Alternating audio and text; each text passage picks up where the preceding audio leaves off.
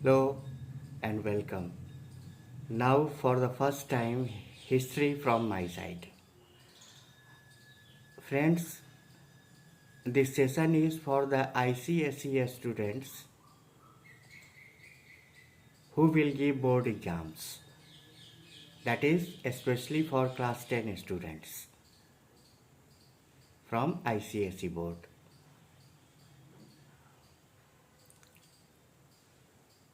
Before I start, I would like to mention one thing. Actually, not mentioning one thing, in fact, asking something. Dear students, can you tell me that what do you run after? What do you run after? It is knowledge or it is marks? My first guideline for all the students is that run after knowledge, not after marks. If you run after knowledge, marks will run after you. And if you run after marks only, then knowledge will slip from your hand. So this session is for knowledge. Knowledge, and knowledge will bring, of course, will bring you higher marks. Before I start the chapter, I would like to mention, so far history is concerned, history is the records of past deeds, important action that affected life of the people of that time.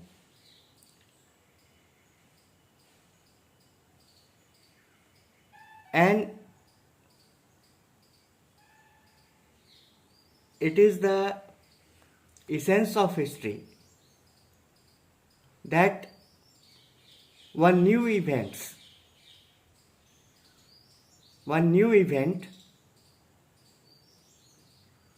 pops up from the past scenario and past dates. Therefore, the first war of independence, which held in 1857 in India,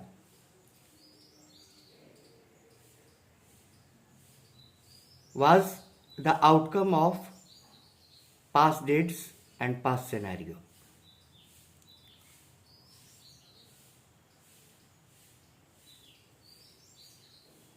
The environment was simmering against British East India Company. British East India Company, who came in India in 1600, and gradually the Britishers, that is the British East India Company, gradually started meddling in the internal affairs of the rulers of India. It is irony of the history of India that the Britishers came in India as trader, as merchant, and became ruler. This is a very big irony in Indian history.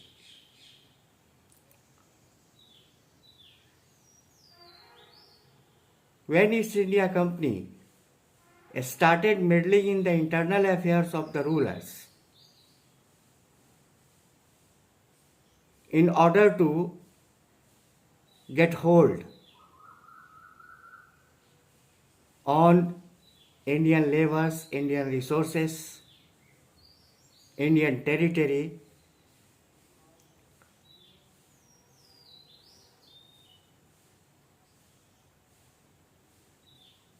and adopted the policy of expansion.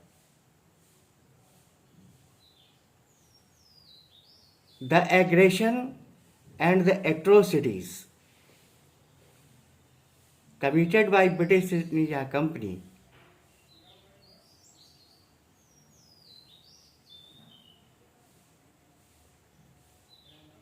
awakened Indian people, Indian rulers, Indian merchants, Indian traders, Indian artisans, Indian farmers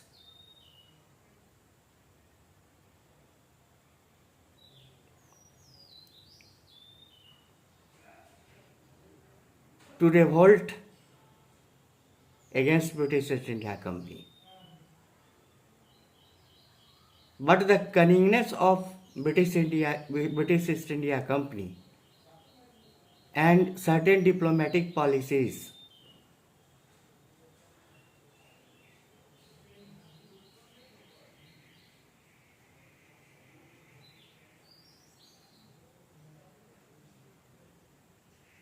formed a hold.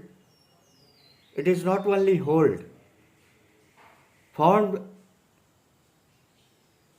a stranglehold on Indian territory, Indian people and Indian rulers.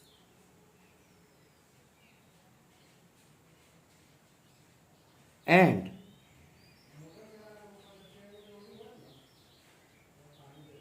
when your atrocities, when your operations goes, when your tormentation, when your tortures, when your operations, when your exploitations go beyond tethers, the people militate. The people raise a voice against the ruler, and that happened in 1857. All sections of Indian society at that time were indignant at the policies and the demeanor of British East India Company, and this led to a final revolt. There are several causes that can be pointed out for the revolt of 1857 or for the uprisings of 1857. The Indian historians called this uprising as First War of Indian Independence, where the British historians called it Sepoy Mutiny. Sepoy Mutiny.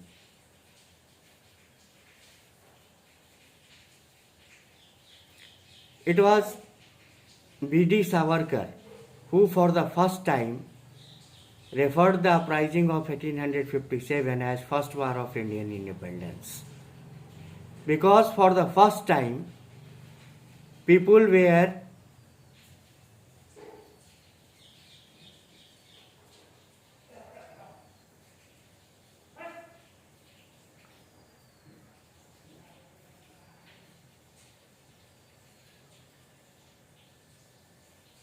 arisen against British East India Company, and it was a mass uprising. People from different parts of Indian territory took part in this revolt, and all sections of the society at that time, whether it be farmers, whether it be merchants, whether it be rulers, zamindars or talukdars, they all, whether it be soldiers, they all took part in this militant activity. That's why it came to be known as First War of Independence. In this session, first I would like to discuss the causes, and among causes there were several causes like socio-economic cause, economic cause, political cause which is preeminent, uh, and other causes. One by one, I will discuss these causes in the series of my session. But first, today, I will discuss political causes of the uprisings of 1857. Political causes. As I told you earlier, but I say one thing I would like to say, that after this lecture I will give you some points, some keynotes to note down.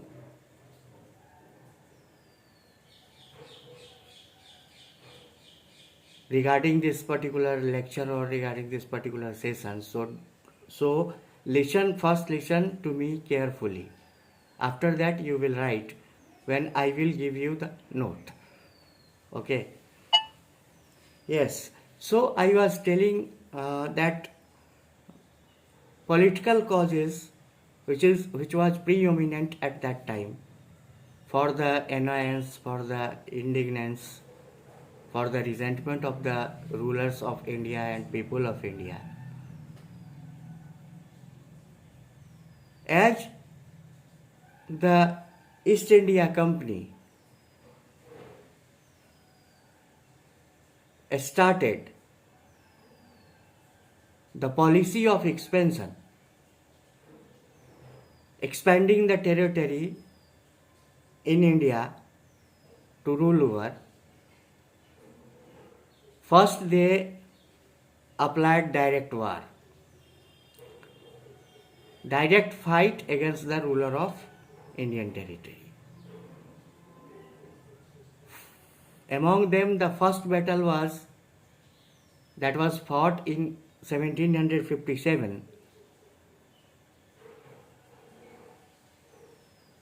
in a village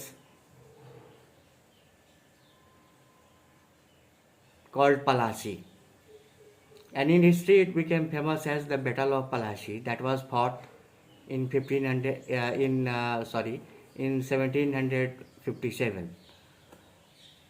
The Battle of Palashi was important because at that time Lord Canning, the Governor General of India of East India Company, at that time led the forces from East India Company, from the side of East India Company, and there was a combined force of Sirajuddaulah and French army, French allies of Nawab of Bengal at that time. In this battle, it happened like that Mir Jafar, who was from the side of Sirajuddaulah, in the mid-battle joined the Britishers and betrayed Sirajuddaulah. Thus, due to this betrayal during war, Sirajuddaulah lost this battle. And when you lose a battle, the victorious part forces you to sign a treaty, an agreement, which is always in the favor of the winner's side. So, the first step to rule India began from Battle of Plassey. He got Diwani rights. British East India Company got Diwani rights. Diwani rights were to collect taxes from Bengal, Bihar and Orissa. And as you get the hold of economy and right to collect the taxes, virtually you start ruling that, and the government there, the ruler there, become a puppet in your hand. This happened. So tax collection right was a major right that British East India Company at that time got. Then there was Battle of Buxar. It was the real battle that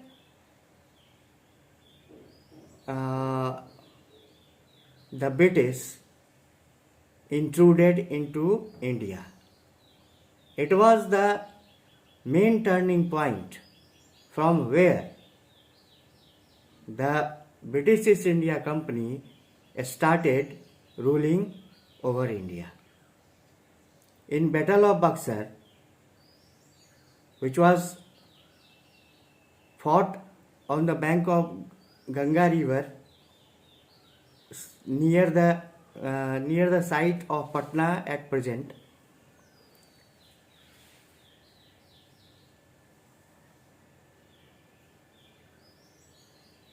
the place was called at that time Buxar, and this battle was held in 1764 between the forces of Major Minto, who led the army of British East India Company, and then from Indian side it was Suja-ud-Dawla,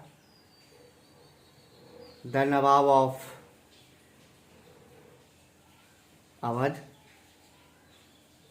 Then it was Mir Qasim, the Nawab of Bengal. And then it was Mughal Emperor Shah Alam II. These combined forces were defeated by the forces of Lord Minto.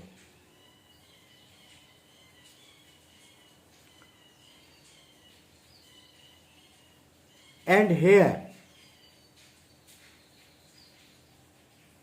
the British tightened its grip on the territory of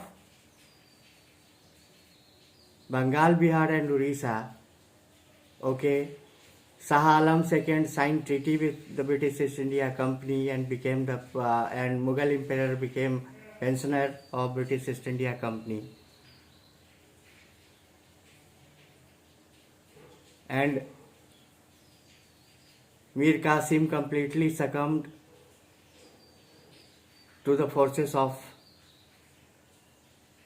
British East India Company and signed a treaty with British East India Company, losing its power. So virtually all the three kings, all the three rulers virtually lost their power and their territory came in the control of British East India Company. Then there was a major battle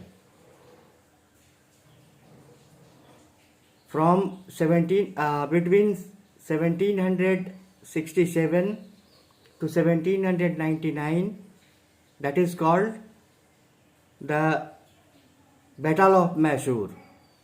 Very famous battle. It was the first king there, Tipu Sultan, who defeated the British East India Company's army. He is the sole hero of India who defeated the British army. And he was not signing the treaty. Then virtually in the second battle of Mysore, he was forced to sign the treaty, and in the third battle that was fought in 1799, Tipu Sultan was killed fighting against the British soldiers. Lord Cornwallis was leading the force, and Lord Cornwallis got him killed in the battle. and thus Mysore came in hand of the British East India Company. Then it was second Anglo-Sikh War that was held in 1849.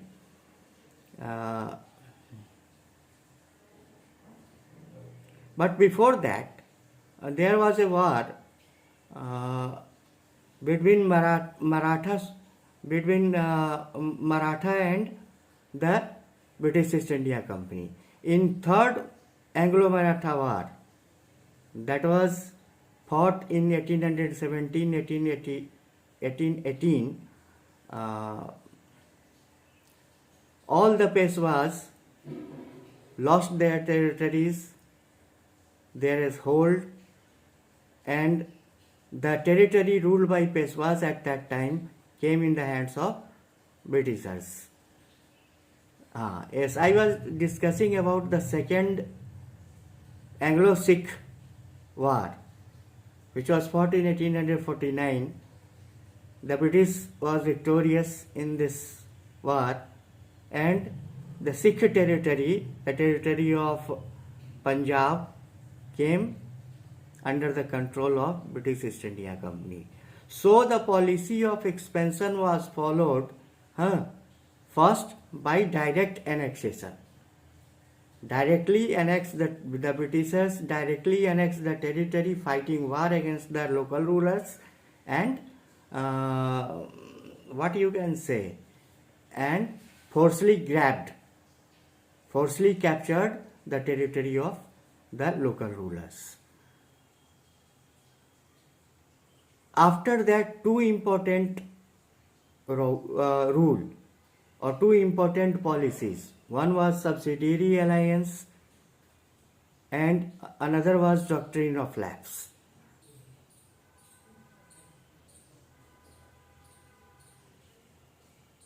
Subsidiary alliance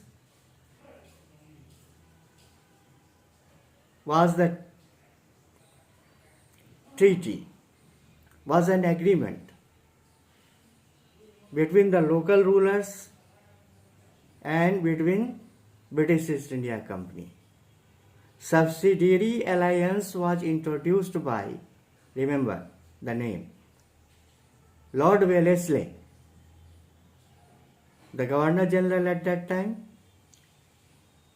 Lord Wellesley introduced subsidiary alliance, and he forced some rulers to sign subsidiary alliance. He was very diplomatic. He tempted the local rulers that I will